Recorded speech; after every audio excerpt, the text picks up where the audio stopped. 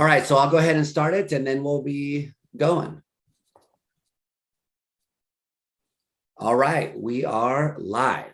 Good. All right, joining me today is an extra special guest, Joseph Laycock. Thank you very much for joining me today, Joe. And I wonder if you could tell us a little bit about who you are and what you do for those who might not know you. Sure. My name is Joseph Laycock. I am an associate professor of religious studies at Texas State University, and I am a co-editor for the journal Nova Religio. Very cool. So I have to admit that before I started looking into your area of expertise, I wasn't really 100% aware of the area of religious studies. So I come at it from the philosophy of religion, as we were briefly chatting about just before we started. So I wonder if you could tell me, like, is the philosophy of religion part of religious studies, or is religious studies more of like a anyway, yeah, can you tell me like exactly where would a philosophy of religion type fit into that pantheon? Sure. So religious studies is not an academic discipline. It's not like sociology or anthropology or philosophy. It's a field. So it's more like Middle Eastern studies or Asian studies. It is sort of taking a group of cultural phenomena deemed religion, right? And so there's a lot of debate about what goes in that box. Yeah. And then within that field, kind of using whatever methodology you are trained to use. So my approach is primarily as a historian and as a sociologist, but there are also people who approach religious studies from the perspective of philosophy or even the STEM, especially things like neuroscience, right? Which is very interesting. And so we all sort of, work together on this field from different angles. And so some cynical people in religious studies have said, well, this is really less about kind of doing the academic work, and it's more about kind of together, if we're all religious studies, we get our own department, and we get some power in the university, right? Whereas if we disband and we send the historians back to history and the anthropologists back to anthropology, that power dissipates. So that is one kind of facet to what's going on with religious studies. Yeah, interesting. So in that way, it's more like, my philosophy program is situated in the humanities department, and humanities is this more broader general thing. But there is this sense that they like to break us up. They want the art department and philosophy, and we're like, no, we're actually, kind of bigger and better as a group over here. So in that sense, it seems interdisciplinary. So it's more than like ethnography of the different kinds of categorizing the different kinds of religions and just getting clear on what religions there are.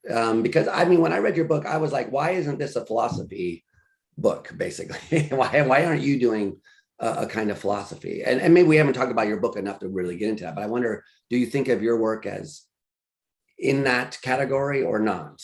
So I'm actually on a philosophy department, which is really interesting, right? But I'm not a philosopher.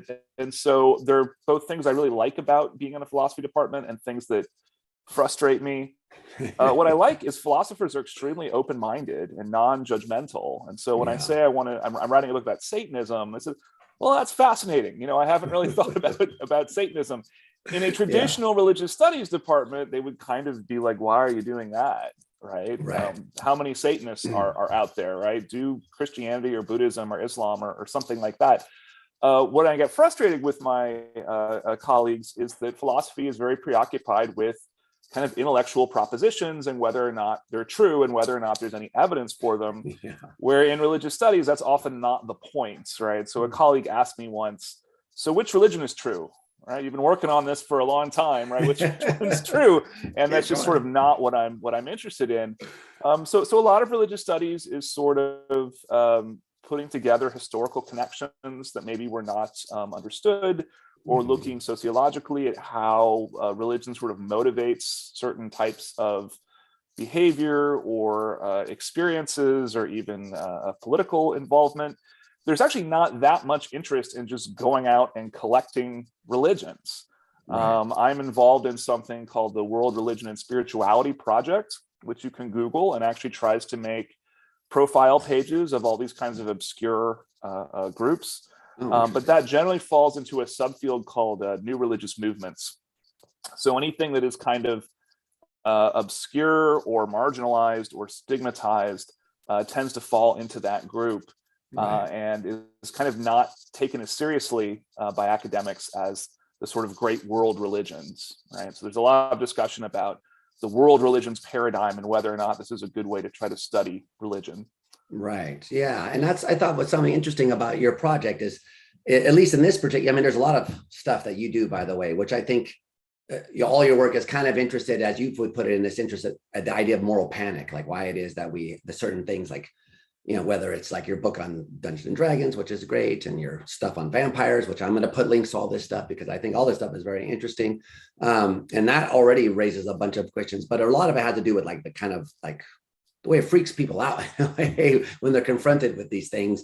And do you think that part of that is why maybe these aren't categorized in the way they are, because I mean, I was reading in the book about the Black Mass and all the general anxiety produced on the other side. And part of it is this, like, it's very hard for them, people entrenched in this worldview, brought up in a certain way, to deal with these things and detach from them. And so do you think that maybe this is the psychological trauma or something like that, maybe part of the reason why scholars have been reluctant to bring it up?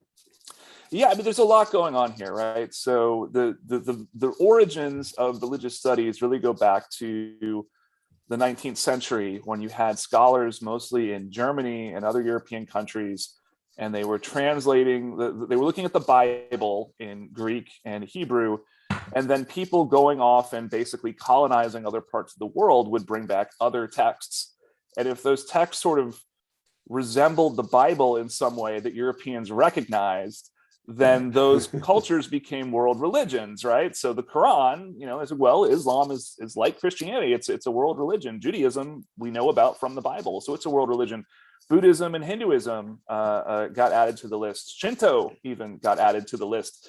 Right. But if your culture, traditions didn't revolve around a big book that they could send back to Europe, then what you were doing wasn't religion, right? It was animism, or superstition, or something like that. And in some ways, that paradigm is still what prevails today, right? So in 1893, they had the World Parliament of Religions as part of the World's Fair in Chicago, and they were certain that there's 10 religions. And they rang a bell 10 times for the 10 religions and things like that. And of course, in the 19th century, we had just tried to exterminate all of the Mormons, right? There was this episode called the Mormon War. They weren't considered one of the 10. We had the massacre at Wounded Knee, which was was about a misunderstanding of the ghost dance religion of various Native American nations. That was not considered to be a religion. So there's all these unstated rules about what counts as a religion. And some people have said that really what's going on here is the only true religion is Christianity.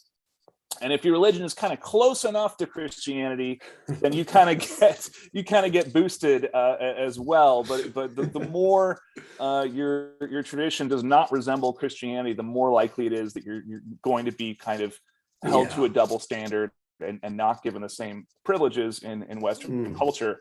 And I think this is often occurring on a level where people don't even realize that they're doing it. So this is something that I run up against a lot when I do new religious movements.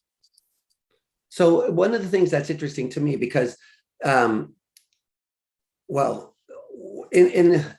let's just put the end game on the table first. So I think the main problem that someone might have with contemporary Satanism being thought of as a religion is that it's atheistic. It's just when you really get down to it, they're not devil worshipers. They're just straightforward materialists. The worldview is like believe in science, basically, try to be nice. And so you're like, okay, that doesn't sound like, belief in some supernatural entity, non-natural causal agent that you owe service to, that's going to like give you favors for doing the things that they ask you for. So I was a bit surprised that this wasn't more of what you were pressing on when wondering whether they were a religion. Because yes, you did bring up, is there a supernatural entity?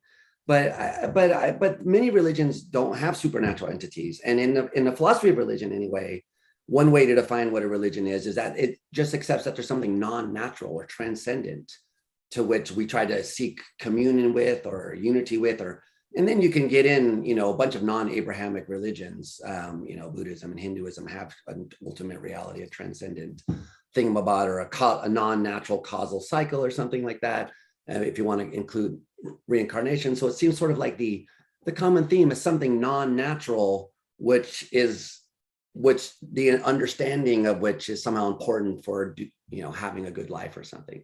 And by that standard, Satanism isn't a religion, right? But do you think that's the wrong standard? Or I'm not sure if you thought that was addressed already. I know I'm rambling, but I'm not sure if that you thought that was addressed by your what you thought of as supernatural, whereas what I'm thinking is this is slightly different than supernatural.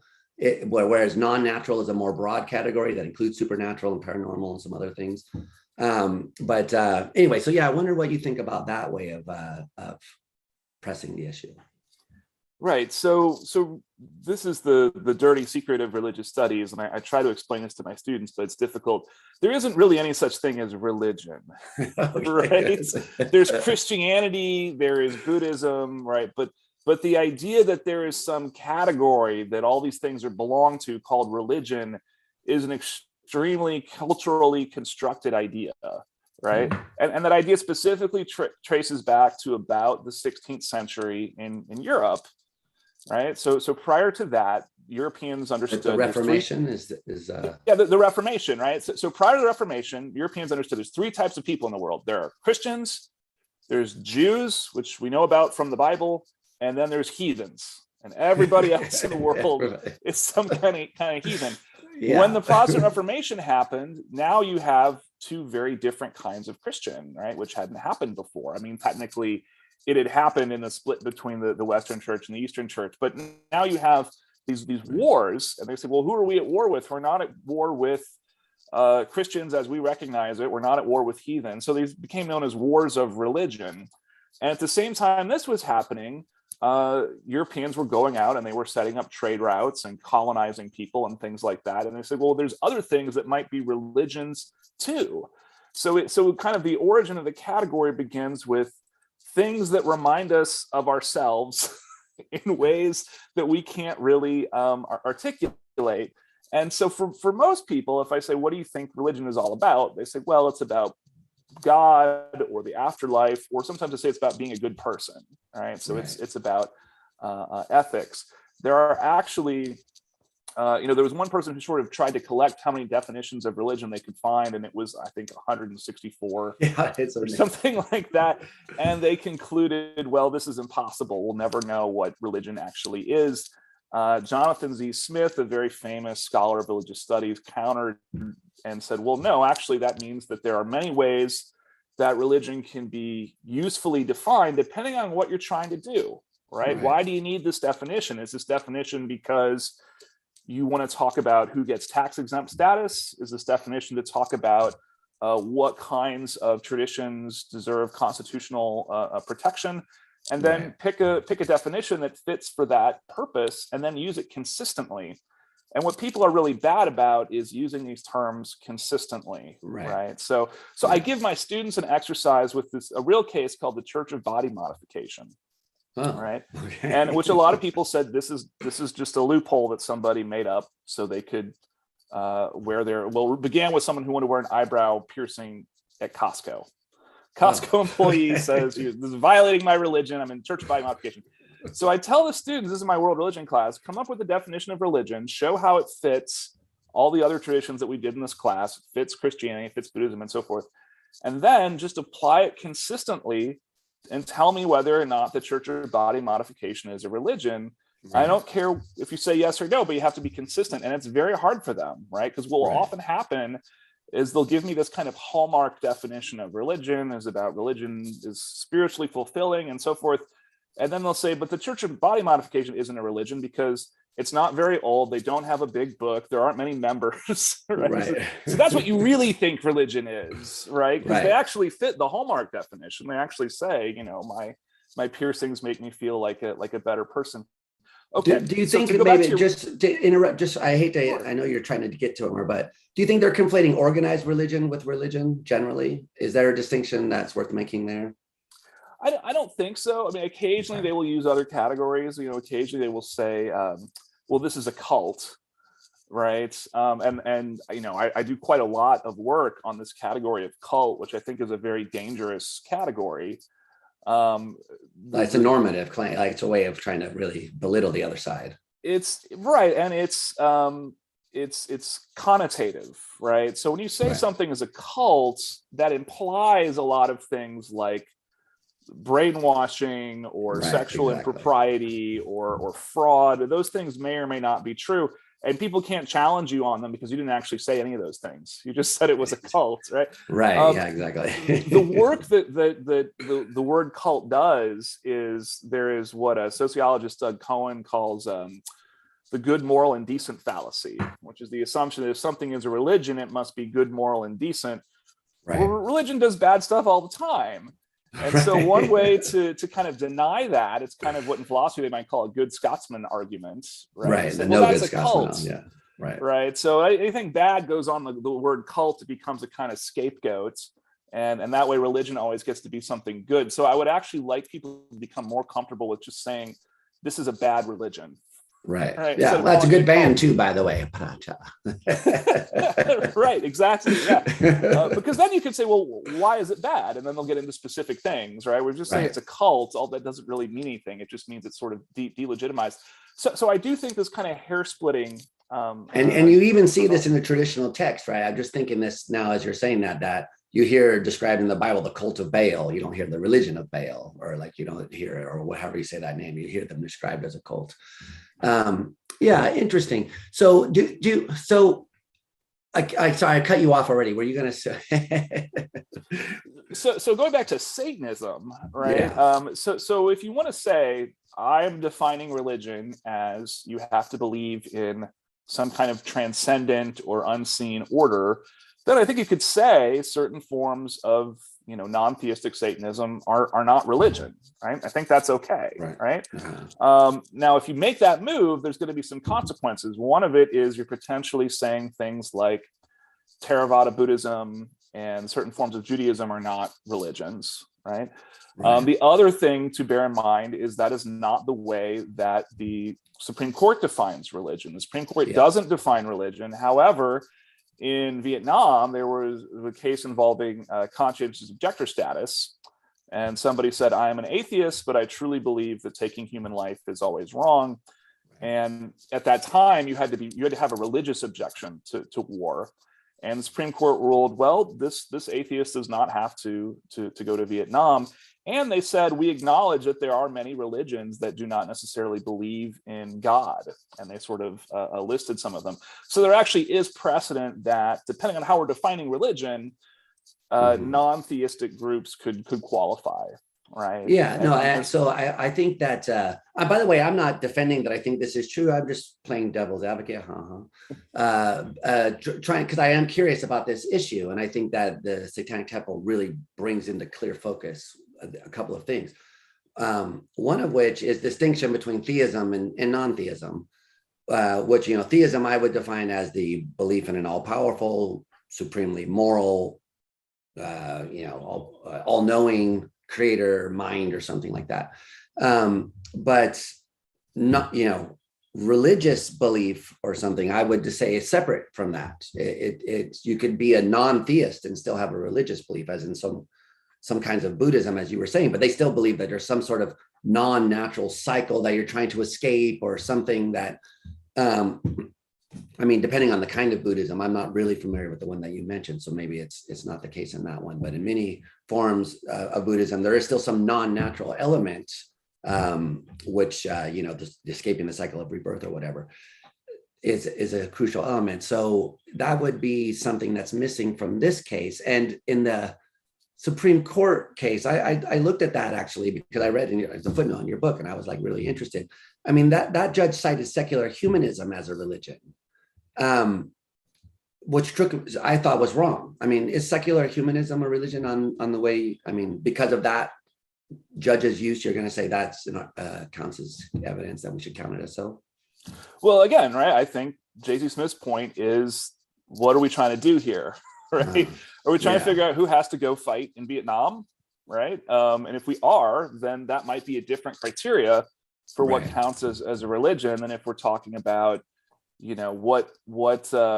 what traditions are we going to cover in a world religions class for undergraduates, right? Where I do not cover a secular humanism, right? Another weird kind of angle of this is James Madison's original draft of the First Amendment said no one should have to do anything that goes against their own conscience. Yeah, wow. Now, I don't know how you run a country where no one has to do anything that goes against their own conscience, but that was the ideal, right? And that came down to religious freedom, right? Which is sort of it's one thing I get at sometimes with my students is, why are we privileging this category, right? Why if we say this is a religion, now your ideas are important and we have to protect them. Yeah, now we have to take you seriously. Exactly. Right. And if they're important for some other reason, then they don't get that kind of protection. I will say one more thing about this, which when I talked to Malcolm Jerry, who's one of the founders of TST and sort of took the lead in drafting the 7 tenets, which are their sort of belief system, when I asked him why, the first tenet here is about justice, right? We've got to make justice. Why? Right? What's so important? What's so great about justice? And he actually said, well, first of all, I just believe this. I have no evidence for why that is how we ought to organize our lives. It just is. I just believe that. And then he said it, and I also don't think we can ever actually have justice. Justice exists only as an ideal, and we can get closer to it, but we'll never actually achieve it on Earth. So now it's starting to sound like it's a transcendent idea of some sort, right? And then he said, I think that when you focus on a transcendent goal like justice, this leads to the destruction of the ego. So now there are even elements of what in religious studies we call soteriology, right? Soteriology is salvation, right? So in Christianity, soteriology is you go to heaven. In Buddhism, soteriology is you attain nirvana, you escape the cycle of death and rebirth. So the idea of we have some transcendent goal we'll never reach, but we have to pursue it because it's destroying our egos, is interesting. There's a very interesting kind of family resemblance there. So I think that's significant data if we're trying to think about in what manner could a group like the Satanic Temple be considered a religion. Yeah, interesting. I've talked to Lucian by email, and he said he might come on someday and talk to me about the tenets and stuff, because I'm curious about the tenets and how they arrived at them and what they think the reasoning behind them is, and whether certain views they have might conflict with other. Anyway, so I do think they're interesting. But what's more interesting is that many people, when I read them, I was like, I already believe this stuff, but I'm not a Satanist. So what, there's nothing on that list of 7 tenets that I reject, except maybe the offense thing, which I don't know, maybe I'm a teetotaler, but I'm like, I'm not 100% sure we need to be offending everyone all the time if we just can. But that you could argue with, and I might be wrong. But when I look at those list of things, there's nothing objectionable there. There's no to be honest, when you read the LaVey ones, there are some kind of objectionable ones. I'm like not 100% on board with his 5 things or whatever of the Church of Satan, the other camp here, which would be interesting to talk about as well. But here, there's nothing obviously objectionable, but I still come away thinking I'm not a Satanist. So what's the extra thing? And then when I was reading your book, that would turn someone who already accepts all those things into like someone who was saying, I'm a member of the Temple of Satan or the Satanic Temple or whatever. And when you're reading your book, you find these people who they say, no, this is really important that it's actually the Satanic Temple and not just, that we agree with these 7 things here.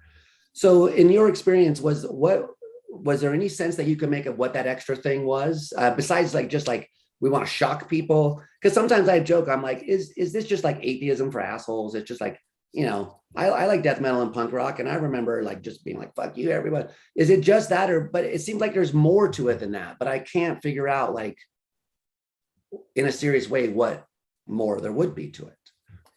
Yeah, so Satan is for them a symbol, and I want to be really clear. This is not the Satan found in the Bible. This is the Satan found in Milton and the poetry of the Romantics, and they regard this as a fictional character, but that sort of personifies. Is that true? I didn't realize that. Is that explicit in the Satanic Temple's literature that they're not referring to the biblical Satan? Yeah. And the other thing that a lot of people don't realize, because most people have not read the Bible, is Satan's barely in the Bible. Right? Yeah, he's only in a few places. He's only in a few places. In Genesis, the plain reading of the text, it says the serpent was the wiliest of the animals, suggesting Right. it is an animal. It is not a demon. In Job, Satan is friends with God. Right? He just walks into heaven, just waltzes on He's the in. advocate or the adversary or Yeah, something. the adversary. He just doesn't like Right. people. Something happens between the Old Testament and the New Testament where Satan gets reimagined. And there's a number of theories about why this happens. And so now Satan is the enemy of humans and of God. Yeah, that's interesting because, I mean, I'm just thinking about my own personal history, because I remember as a kid being raised in a very religious household, reading the Bible. And my first response to the Old Testament was that the same character seemed like the good guy that believed in humans and wanted us to succeed, and that God seemed like an oppressor type. And then they tried to beat that out of me. And then I learned about the Gnostics, and I was like, oh, that probably would have fit in with those guys maybe a little bit. But that's not the way the Satanic Temple views things. They don't view this as like, I mean, I get they're not theists in any way, but they don't view the actual biblical Satan as presented in the biblical text as a rebel figure. It has to be a fictional reinterpretation of that. That's right. And the other thing is, this whole story of a war in heaven and Satan's rebellion is basically not in the Bible at all. Right. If it were part of the original story, we would expect to find it in Genesis, right? If, God created the earth, and then he had to put down this rebellion, and then all this other stuff happened.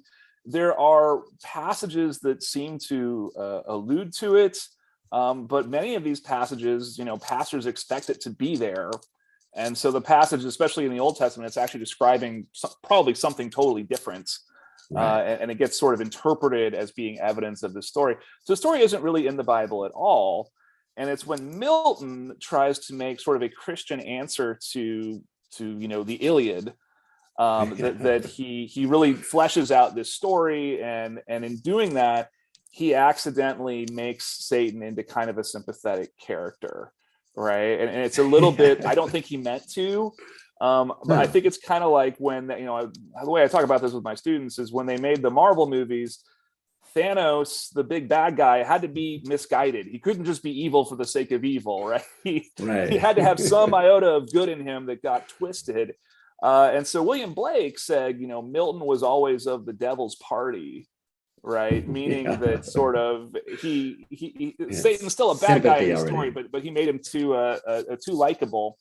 And so the Satanic Temple, they have book clubs, and they read Milton, and they read Blake, and they read Lord Byron and Shelley, and all these sort of figures who look to Satan as kind of a symbol of rebellion against arbitrary authority, and admired the fact that Satan refuses to tap out, even though his opponent is infinitely more powerful than he is. Right? That's pretty admirable.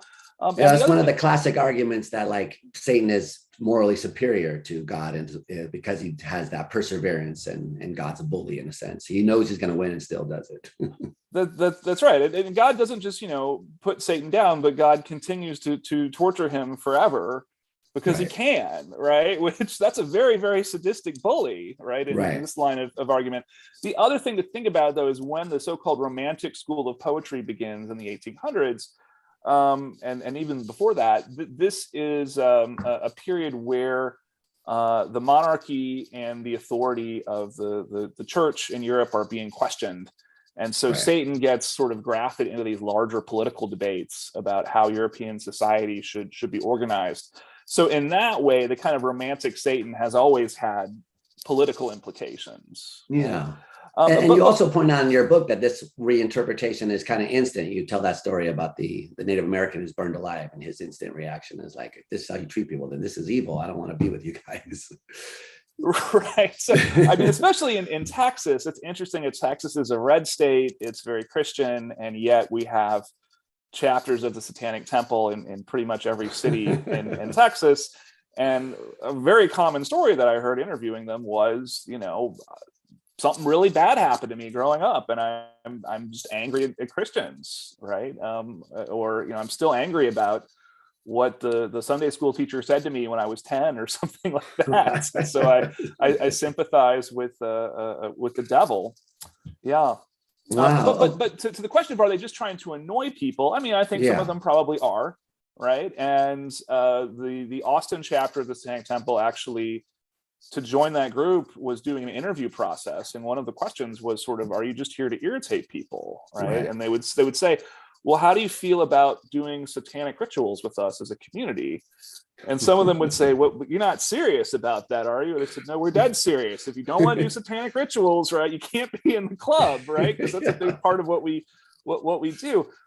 And they would have these book clubs where they're educating themselves about all of this, this literature, which you don't. Yeah, but I mean, the average Christian is not doing that, right? I mean, and that's another question that I have is, so that's obviously inflammatory, using the image of Satan, and then trying to rebrand it. No, we don't mean that Satan. We don't mean the like literally. I mean, because it's one thing if you read the Bible, you say that guy's evil, and we want to venerate that guy, then that's disgusting. If you read the Bible and go, well, that guy doesn't seem that evil to me, and we want to champion him as kind of an underdog hero or something, then that's something else. But it doesn't seem like they're really communicating that that's what they're doing, or at least the message isn't getting out, because a lot of people are just assuming that they mean to venerate like real evil. And this goes to your point about how you hijack the language of this kind of discourse, and whether this is the best route. I mean, the way I feel is like it's hard enough to be an atheist. They're already out there, considered to be one of the most untrustworthy groups, in statistical polls that they take. Who would you have watch your kid, a convicted felon or an atheist? And it's like, okay, guess who comes out on top? Not, just sort of absurdly biased against the group already. And now you want to go, oh yeah, and by the way, we're Satanists, but we're really just atheists who want to say, we're challenging your hegemony or something like that. So to me, it just seems like, I wonder if this is, I don't know. Obviously, it's a strategy. It's had some success, but is it going to backfire? Or, I mean, it's obviously risky, but I just wonder, like, if you have any sense of like this success rate of this. I mean, I think it remains to be seen, right? I agree, it's very risky, and I'm, to be clear, I'm an outside observer. I don't give them any tactical advice or anything like that. But I have but clearly you know them very well. You've met with them. You've interviewed tons of their members. The book that you portray are largely, I would say, sympathetic to their sincerity. That they're not just trolls, that they're not pure evil, that they're genuinely good-hearted persons that have this sincere belief that they are part of a religion. So I think that in that sense, your scholarship portrays them in a serious way. Scholars of new religious movements are sometimes called worldview interpreters. Right. So especially with things like the Branch Davidians, right? The authorities said we need a worldview interpreter to figure out what's going on with these people. So that's how I see my role there. And a lot of people have said you are basically just giving ammunition to the other side. And have you had to tell people like, I'm not a Satanist? Oh yeah, all the time. Have you ever had to tell anyone you're not a vampire? Yeah, I told my wife I was not a vampire on our first date. Oh, you had to tell her that? Okay. Yeah, and I was like, do you want me to be a vampire? No, I was wondering if there was like a difference, if maybe people accused you more of being a Satanist and they thought you were a vampire, but you get equal accusations. Yeah, I mean, and these are ad hominem attacks, right? Yeah, exactly. People don't like what I'm saying, and the first thing that they do is make assumptions about my religious affiliation. Exactly. Right? And there's often an attitude of, well, this is such an evil group. If you have anything neutral to say about them, you must be one of them, right? Exactly. Or you must be on the payroll or something like that. This also happens all the time with the study of new religious movements, right? So the label cult apologist was coined in the 1970s, that basically anyone who thinks that these weird groups deserve religious rights like everybody else has got to be on their payroll, and it's got to be a shill. So fortunately, that's just goes with the job as far as I'm concerned. I mean, I hope people, I agree with you that this is important because of the issues that it raises. I mean, philosophically for me, but also societally, because like you say in your book, people haven't really dealt with this issue face on, like, what is a religion? And they sort of have thought, like you joked, that, as long as we allow the Protestants and the Catholics to both say something, then we're kind of being interfaith and pluralist. And the reality is just so much more complicated than that. And I still, to me, as someone who's like pretty open-minded about this, I'm still like thinking, so why is this exactly a religion? And part of it is I mean, the Genesis fallacy, right? I think, yeah, they started as this kind of satirical group.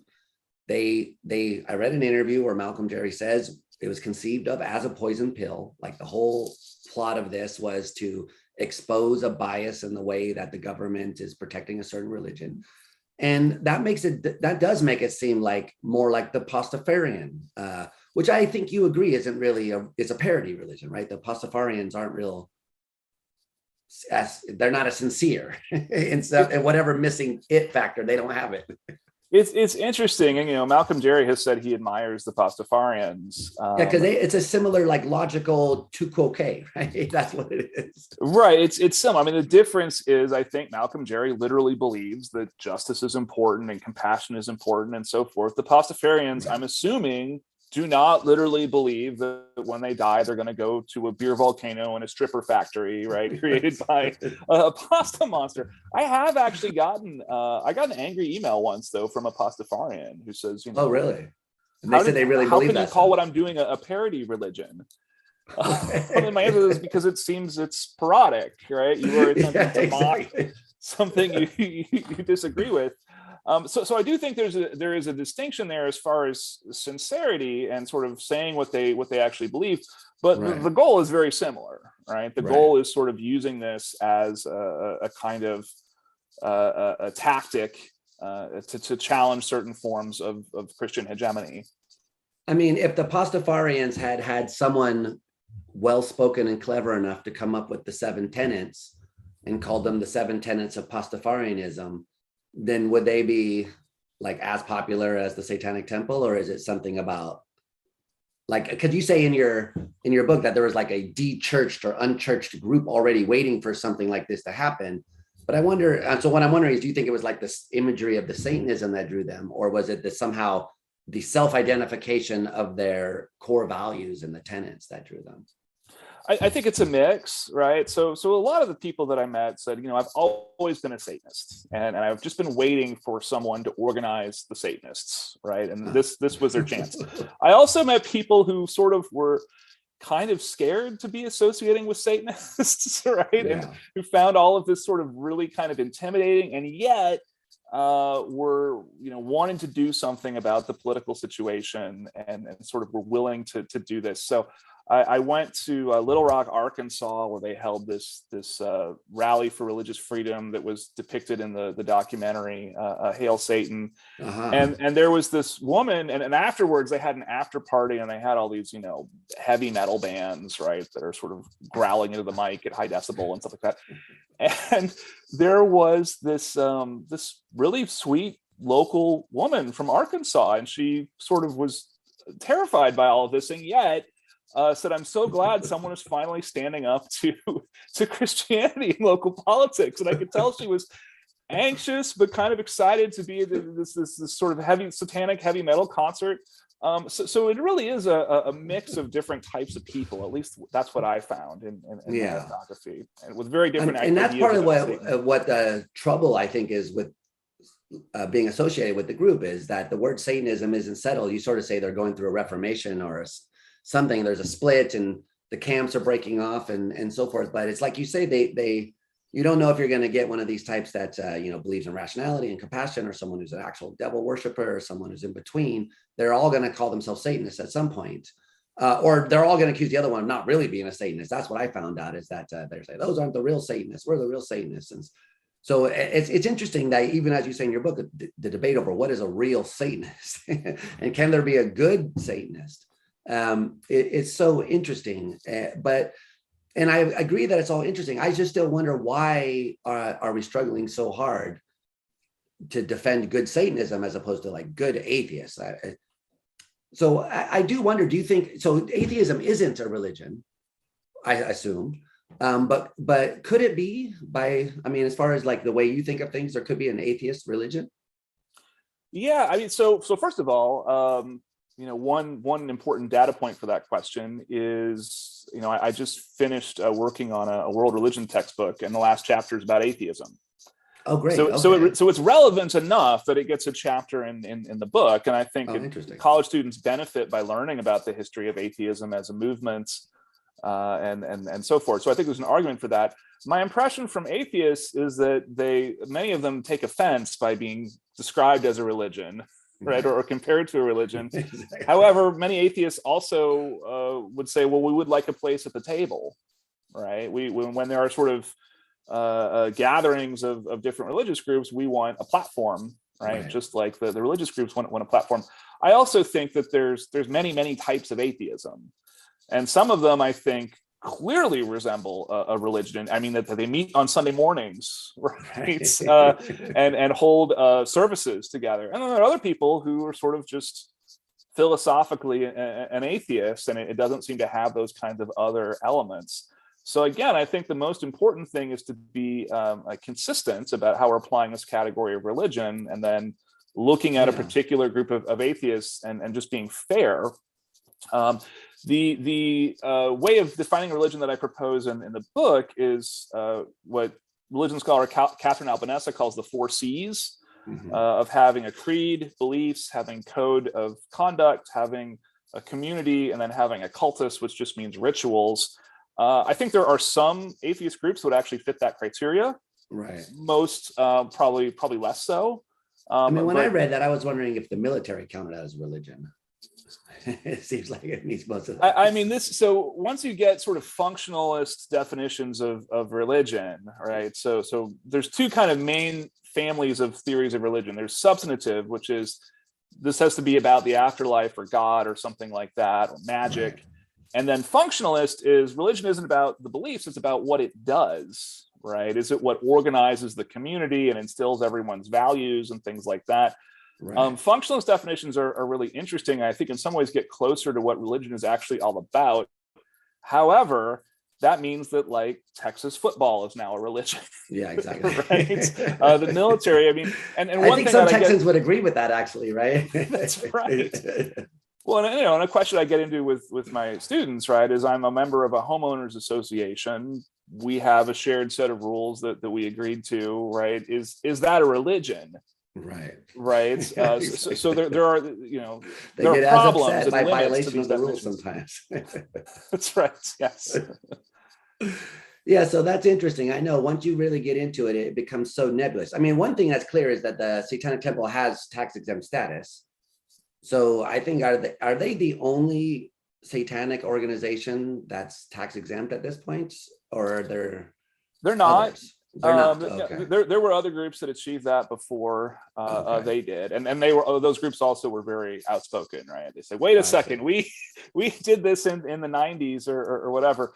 One kind of irony of our country is the IRS is the only government institution with any capacity to determine what's a real religion and what isn't. And there was tremendous outrage when the Satanic Temple was granted tax exempt status, not because they were going to make a lot more money, but because there was a realization of, well, that makes them real, right? It's now they're as real as Christianity in the eyes of the government. And people were saying we have to, write a letter campaign to the IRS and so forth. But the IRS basically has a list of, I think it's 14 things. Mm-hmm. And it's kind of like the old Jeff Foxworthy sketch, right? You might be a redneck. It might be if you do all these things, or you do some of them, you might be a religion. And the Satanic Temple had nearly all of them, right? But including things like you have religious instruction for children, right? They created this after-school Satan program, which actually had a pretty detailed curriculum that they were able to show the IRS. And so they were granted a status. And they did that specifically only at schools that had an after-school Christian program, right? Wasn't it? That's right, right. So it was the same argument as really with almost all of their campaigns of, if you're going to give this privilege to Christianity, then we also want it for Satanism. Well, do they? So in your sense of speaking with them, do they have a feeling that there are limits? I mean, because I agree with the logic of their proposal. Like I 100% agree that if you're going to allow those people to do it, then these nonviolent, perfectly rational persons should be allowed to say their thing too. But obviously there are limits. So like, when they were proposing the Black Mass at Harvard and people were saying it was going to involve infanticide, clearly, if it really were going to involve infanticide, then we would be able to say this is not something we should allow. I mean, so there are like real, now I know the Supreme Court or whoever decided something about animal sacrifice, and there were some cases, but even they're not going to allow human sacrifice. I mean, they're so clearly the line's got to be somewhere where we say you can and can't do these things. And then the question is just, where is the society really going to allow it to be drawn? I don't know, because like when I read the details of that black mass, I wouldn't want to be involved with that. They're urinating in pots and stuff. It just sounds gross. I don't really care if they do it, like if they want to go somewhere and do it, but it just seems like a weird thing to do. I also noticed that they don't have any weird parody rituals for other religions. And it is interesting that it started in America, and you don't find a Iblis or Al-Shaitan religion, because that the Satan as depicted in the Quran is a different kind of character who's just totally arrogant and refuses to obey a command for whatever reason, either good or bad, who cares. But it is interesting that they don't have, there is no like black call to prayers or inverted prayers that the way a Muslim would perform or something like that. And it does give you the feeling that this is a specifically like targeting the Christians, which is why I think partially I'm not saying I agree with them, but partially why I can see why the Catholics might say, look, they're targeting us. They're doing a black mass. They're not doing a black Seder. They're not doing a black, they don't have a ritual where they go and eat as much as they can on a day when the Muslims are fasting or something like that. And that's because of where it grew up, here as a rebellion to Christianity kind of being the dominant cultural force in America. So do you think that that's something that matters for the movement, or could it have popped up somewhere else? Or I wonder what you think about any of that. Yeah, so I have a couple of points about that, right? So interestingly, when Anton LaVey was doing black masses in San Francisco in the 60s, everybody assumed Christianity was going to die out anyway, right? Especially in San Francisco. And he actually said, there's really no point in, stomping on crosses and stuff like that. We should be like spitting on pictures of Timothy Leary and stomping on acid tabs, right? He just hated the that's what's sacred in San Francisco in the 60s. So there's a known phenomenon that atheists always kind of have some vestiges of whatever religion they're not practicing, right? So former Muslim atheists are different from former Christian atheists in ways that are interesting. The Satanic Temple understands the Black Mass to be something that was basically invented by medieval Catholics to sort of slander their opponents and mobilize persecution. So the kind of history of what you think the Black Mass actually is important here for sort of understanding their perspective on it, right? So they would basically say, this is propaganda, and we are sort of taking it and reclaiming it and making it ours, right? So that's their argument. They would say that's why we have this that's why it's an anti-Christian ritual as opposed to an anti-Muslim ritual or something like that. And I'm not, I don't want to say that there's nothing controversial about holding a Black Mass at Harvard. It's clearly very controversial. My frustration is that except for a handful of people, nobody actually really wanted to kind of get into how complex it was. It was sort of just let's trick them into taking this somewhere else. You also mentioned infanticide, and so that's kind of just a good talking point. So the first kind of big Supreme Court case over freedom of religion involved the Mormons when they had practiced polygamy. And they said, these laws are unconstitutional, right? Because it's our belief that we must have plural marriage so that we can have, numerous children. So we'll be rewarded in the celestial heaven and so forth. And Supreme Court said, if we allow that, then what if you want to sacrifice people to make the sun come up, right? This would make our laws meaningless. And that was our law for about 100 years. And then they passed the Religious Freedom Restoration Act, or RFRA. And a lot of Americans have not heard of this, but this is very important for understanding most of TST's legal arguments. Under RFRA, the government has to have a compelling interest to stop you from practicing your religion. So the government can say, we have a compelling interest to prevent infanticide, right? We have a compelling interest. But if it's something like, and here's a real example, you're in prison and you're Muslim and you would like to grow a beard, and that goes against the rules of the prison, Well, Right. the prison doesn't actually have a compelling interest. They just rather you didn't have a beard. So it doesn't change too much. Usually the government does have a reason for doing what it does. But Malcolm Jerry has said that he loves RFRA laws because this means the government has to at least sort of give an argument for why it's doing what it's doing, and it can't just do it arbitrarily. But Right. that's the reason that we don't have to worry about, if we allow Satanism, we have to allow human sacrifice. Right. Good. Okay, good. And what do you think about like the other cultures, that the fact that, I mean, I know in your book you talk about there are like that they get requests from, you know, other places saying, can we start a chapter here? And the response has been like, not really, because, you know, probably in those cultures you'll be murdered for saying these things out loud. But they're all, has there been any attempt to connect the romantic Satan, this fictional character who's not really evil, but really just like a symbol of perseverance, an underdog of against authority, connect that to the character found in the Quran? Because I haven't seen any of that anywhere, and I haven't seen anyone really try to make that connection. Or is this all the discussion of this takes place within the mythology of Christianity, which is the source of it, I guess. But you know, Satan is more of a figure in the Quran, I would say, than he is in the Bible. He does figure in the writings that surround the Quran as being, you know, this rebel who, like God said, look how cool my creation is. And he was like, not really.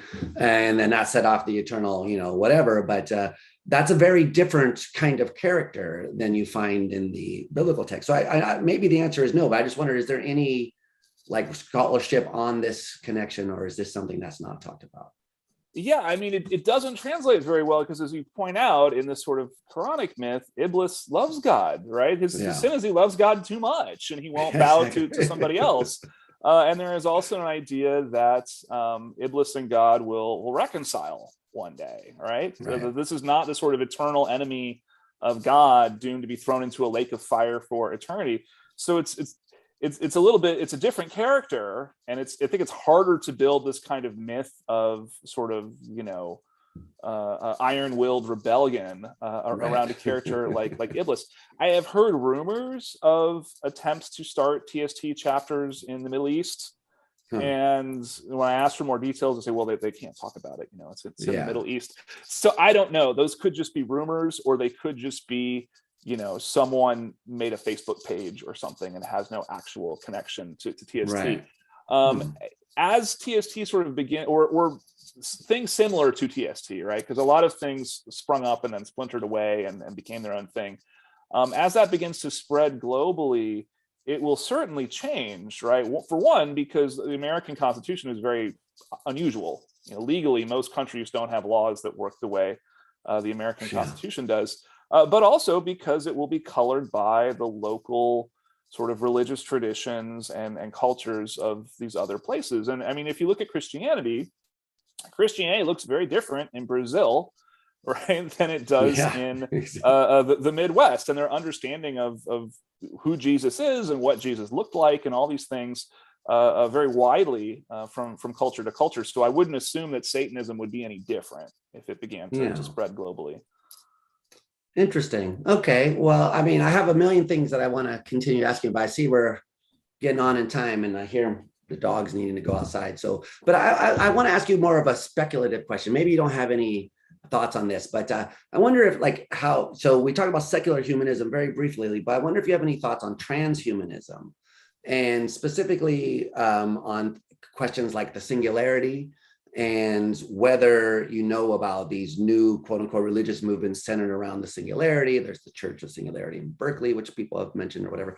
So maybe you don't, maybe not, but I'm just curious, is this something that, since you're now looked into the scholar of new religious movements, that's your shtick now, have you heard of these ones or not yet? So I don't know a whole lot about the transhuman movement, although there is a transhumanism panel that meets every year at the American Academy of Religion. And I went to that once, and Aubrey de Grey was there. All right. This figure with this enormous wizard beard. Yes. And basically, you know, people representing all of these different world religions talked about why they think his goals of sort of human immortality are unethical and bad, right?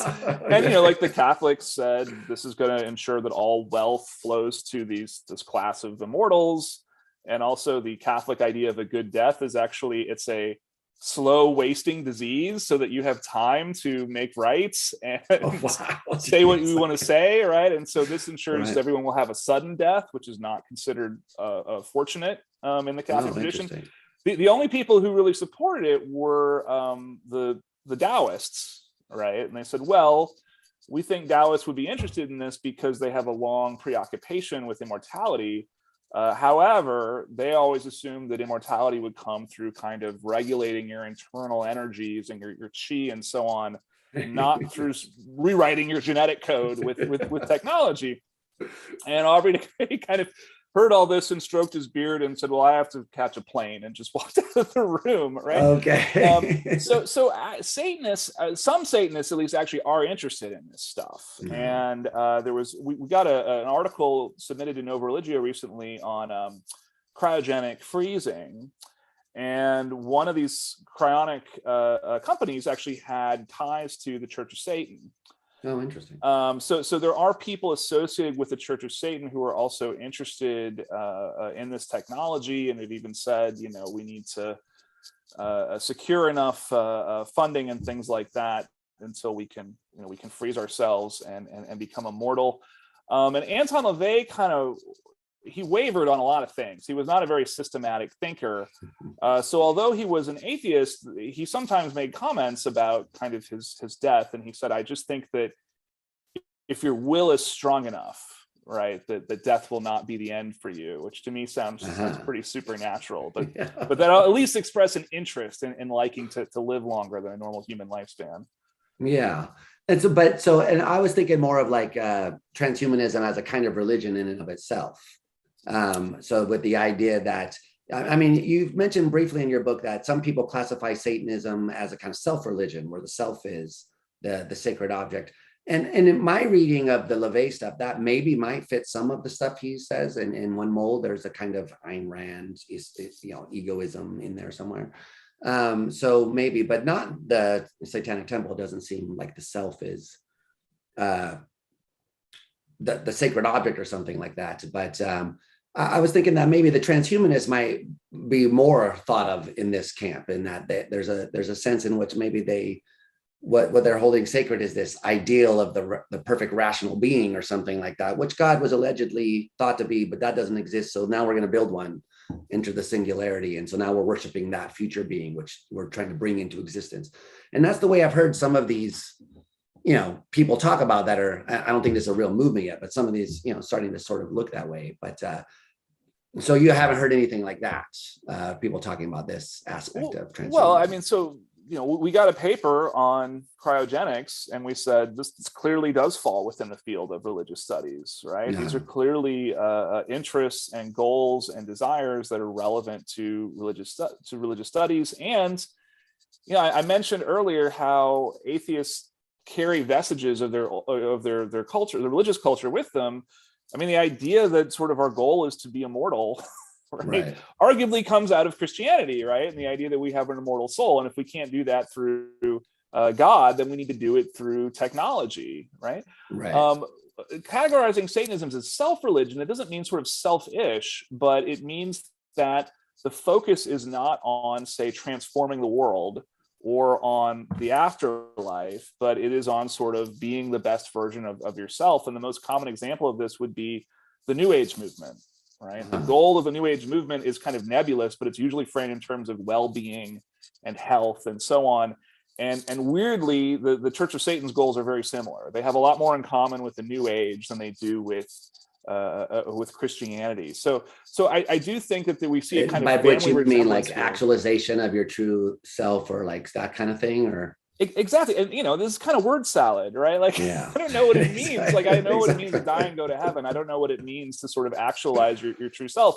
But if when people like Anton LaVey, they would say, well, the reason that we have these satanic rituals is that people have hang-ups from when they were raised Christian, and this is helping them to self-actualize. This is therapy, right? This is psychodrama, And Blanche Barton, who is one of LaVey's partners, even said, "Oh yeah, I went to the New Age section, and everybody was ripping off Anton LaVey's ideas for their New Age books."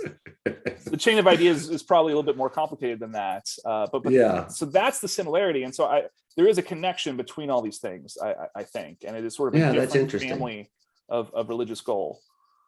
I wonder if there's a tension between this idea that we were talking about earlier, between justice as a transcendent ideal towards which we aim that dissolves the ego, which I'm not sure I fully understand the argument there. But if you accepted that, and the idea that some Satanists have that you would want to have a longevity or eternal life or something like that, those are something interesting there to be fleshed out. But yeah, interesting. I think it's about time that we have you had this phrase in your book that stuck with me. It was like a coherent philosophy of Satanism.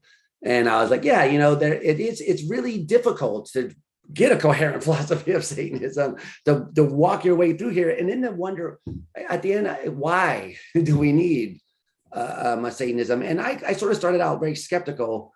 And I ended up thinking to myself, these guys are doing something important that's worth thinking through. Wherever you come out at the end, it's worth thinking through the issues and taking seriously their position, even if it strengthens that you hate them, which it didn't for me. But even if it does, I think it's important because they're very passionate, but also reasonable.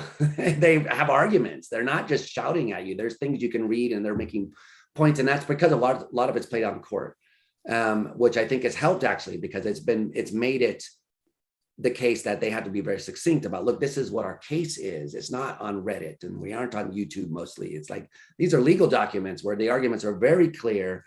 And in my assessment, it hasn't always been fair for them. I actually saw this one thing in Arizona and they were ruled against, and it was just seemed like completely ridiculous to me, with no reason except for they're Satanists, which, I admit it's a weird word. It makes you go, yuck, but you've got to push past that. But the general public doesn't seem to get past the point that they're like, Satan equals evil. And they're not willing to have a discussion past that. That's right. Yeah. So I see these arguments all the time of, well, it's not really a religion. They're just trolls. And then they get the IRS status. They say, well, but they're evil. Right. Right. And the founding fathers never meant for evil religions to have these same kind of rights. And it is true that if you get before a court, the court may disagree with them and they may even sort of look for a dodge, but they can't just say, you're evil, no rights for you, right? They have to have some kind of argument. They have to listen to their argument and respond to it. And I agree, that's part of what makes them so interesting to me, right? Yeah. That they are eliciting those conversations. Well, I want to thank you for your time. Like I said, I was looking for something that took this seriously because, the Satanism has been in American culture since the 60s. It's part of the culture, whether you hate it or love it. It is part of what American culture is. And it should have a place in our discussions about American religion. When you could say it's a weird one or a dumb one or one you don't want to be associated with, but at least I think it deserves to be thought of in that context. And so I really appreciate your work, taking it seriously, giving it a fair shake, so to speak, even if you don't come away convinced. At least you have the stuff there for you to assess. Plus, let me just give another shout out for your general work, because you have the latest one is on exorcisms, right? And then you have a couple more that are coming out. You're just so busy all the time with this stuff. But in the exorcism book that I was just glancing at, there's some very cool, weird accounts, historical accounts that I don't think you're going to find anywhere else if you're interested in the history of exorcisms. The one in Iowa was mind-blowing, actually. I thought that was something that was really, I had known about it, so I don't know how you came across that, but wow. Yeah, I mean, the one in Iowa, really quickly, some Catholic exorcist buffs may know about this. There was a pamphlet called Begone Satan describing this, but I actually found a different church document about how that exorcism went, and I got it out of the archives, and it begins with the types text, this is not to be promulgated either in print or from the pulpits. Yeah. And it's a very different account. The exorcism does not go as well as in the official pamphlet, so that was a neat find. Yeah, so they're going to make a movie out of that one for sure at some point. But speaking of which, that's another project you're working on, is how horror movies and religious ideology feed off each other. which I found that idea itself to be very fascinating. Like the way exorcisms depicted in movies like The Exorcist influence people's real life conception of what an exorcist is, and that might influence the way a priest performs an exorcist or something like that. So it's this weird feedback loop, which I think is really interesting. Yeah, that's the current project. And, a stark example of this is when they made the Good Omens series, and Christians got very upset, and Neil Gaiman had to say, I'm not making fun of your religion, I'm making fun of a horror movie from 1976, and you don't know the difference because you have not read the Bible. Exactly. Okay, well, anyway, like I said, I really do hope people check out your work. It's amazing that you've made this niche for yourself in this field that hasn't really taken these issues seriously. So I think it's awesome, and I hope more people take these issues seriously. Like I said, even if you don't, if these ideas make you uncomfortable or whatever, I think it's important that we're discussing them. So I appreciate your willingness to put yourself out there and come on here and so forth. And hang out for a second. I'll say bye off the air. But other than that, thanks again for this conversation. It's been great. This was fun. Thank you. All right, we are clear.